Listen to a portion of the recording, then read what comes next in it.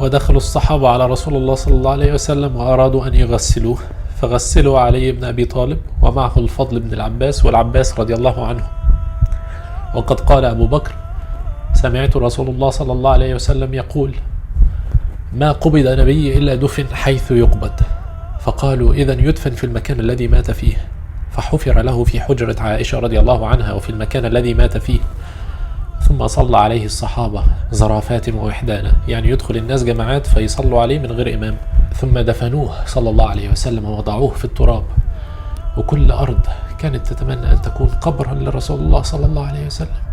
ودخلت فاطمة رضي الله عنها، وكان الصحابة يهيلون التراب على رسول الله صلى الله عليه وسلم، فقالت: يا أبتاه، أجاب ربا دعاه، يا أبتاه جنة الفردوس مأواه، يا أبتاه إلى جبريل ننعاه.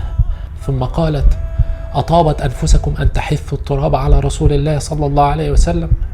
فانفجر الناس بالبكاء، ورجعوا الناس لبيوتهم. وكانت دي أول ليلة تبيت فيها المدينة ورسول الله صلى الله عليه وسلم ليس بينهم. وقام بلال رضي الله عنه يريد أن يؤذن، فلما قال: الله أكبر الله أكبر، أشهد أن لا إله إلا الله، ثم وصل إلى قوله: أشهد أن محمد رسول الله، بكى رضي الله عنه وبكى الناس معه، ولم يستطع أن يكمل الأذان، فاستأذن أبا بكر أن يعفيه من الأذان فأعفاه، لأنه لم يستطع أن يؤذن ورسول الله صلى الله عليه وسلم قد مات.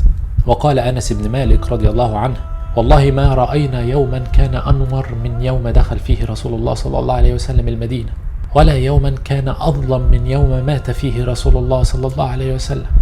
أيها المؤمنون، هذه وفاة حبيبكم محمد صلى الله عليه وسلم،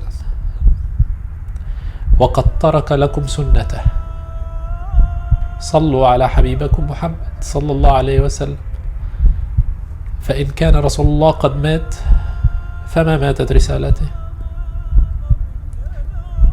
فإن كان رسول الله صلى الله عليه وسلم قد مات فما ماتت رسالته. والسلام عليكم ورحمة الله.